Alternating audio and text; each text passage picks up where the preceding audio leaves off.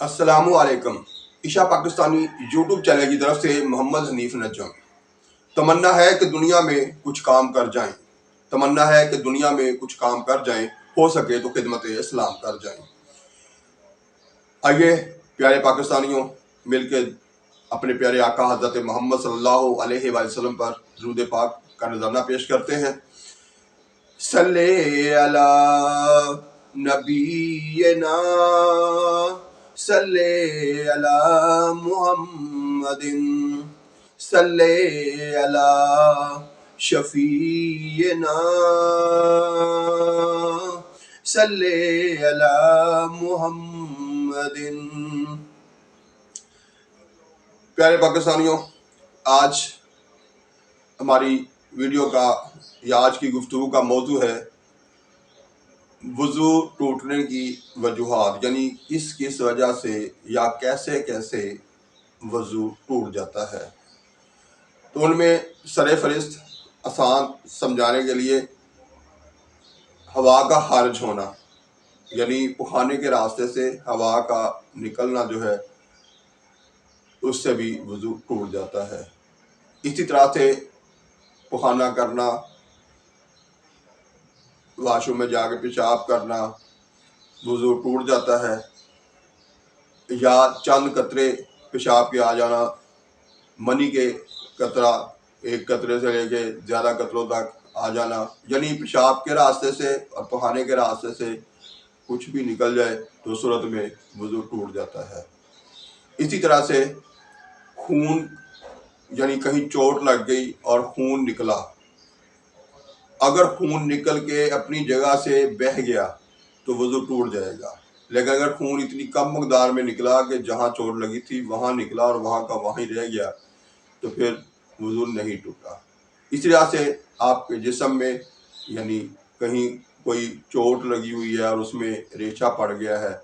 یا کسی پھوڑے پھنسی کی وجہ سے ریشہ پڑ گیا ہے، تو اس کو وہ پیپ جو نکلی وہاں سے اگر وہ اپنی جگہ سے بہہ جاتی ہے، یعنی اپنی جگہ سے ہٹ جاتی ہے، تو پھر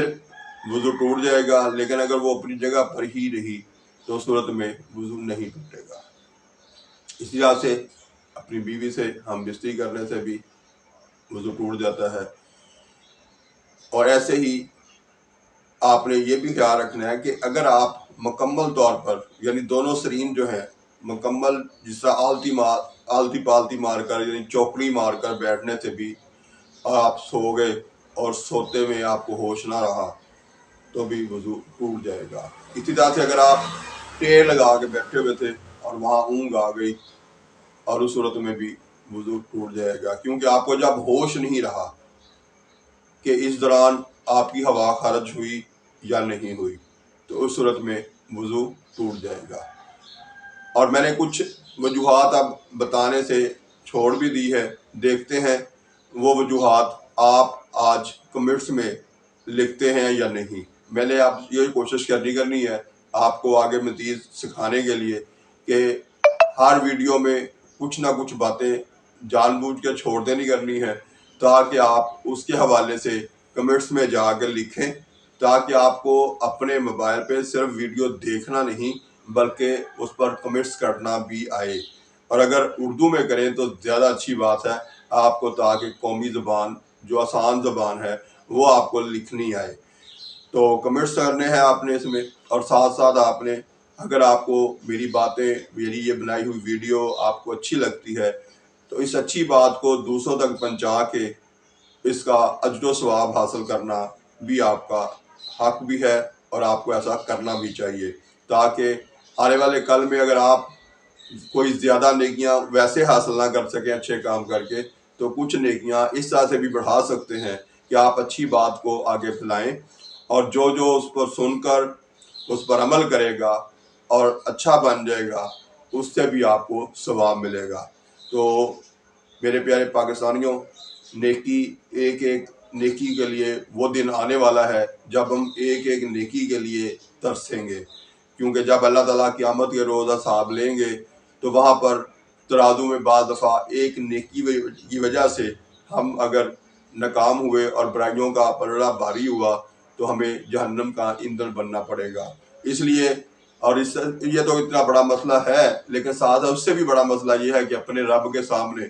اور اپنے پیارے آقا حضرت محمد صلی اللہ علیہ وآلہ وسلم کے سامنے شرمندہ بھی ہونا پڑے گا۔ اس لیے جہاں تک ہو سکے، جتنا کام ہو سکے، زیادہ سے زیادہ اپنی زندگی کو عملی زندگی میں اس طرح تبدیل کیجئے کہ دوسروں کو فائدہ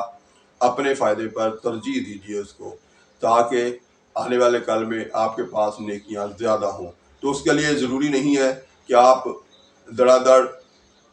یعنی یہ ہر وقت یہی سوچنا شروع کر دیں، بلکہ کرنا شروع کر دیں۔ کرنا کیسے ہے؟ آسان سا کام ہے۔ نمبر 1، پہلے تو اپنا کلمہ روزانہ پڑھا کیجئے تاکہ آپ کا ایمان پکا ہوتا رہے، اور پڑھنے ہیں کلمے کو، پڑھنا ہے ترجمے کے ساتھ، مفہوم کے ساتھ، معنیوں کے ساتھ سمجھ کے پڑھیں۔ دوسرے نمبر پر خود سچ بولیں، دوسروں کو بھی سچ بولنے کی ترغیب دیں۔ تیسرے نمبر پر نماز پڑھیں، اور نماز کو قضا ہونے سے ہر حال میں بچائیں، اور اگر قضا ہو بھی جائے تو جلد از جلد اسے ادا کریں۔